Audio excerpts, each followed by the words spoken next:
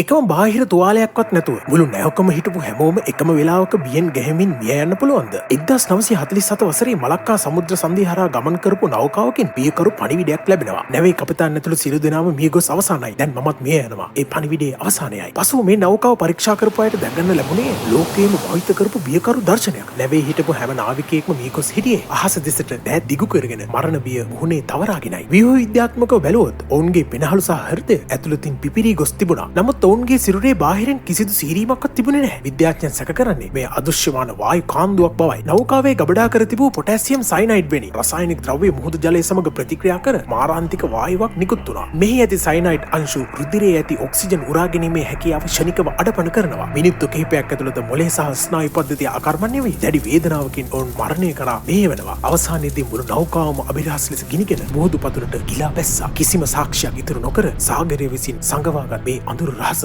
අදටත් මහා අභිරහස. මේ වගේ දේවල් දැනගන්න හැකිනම් subscribe කරන්න. නොහැකිනම් වහාම subscribe කරන්න.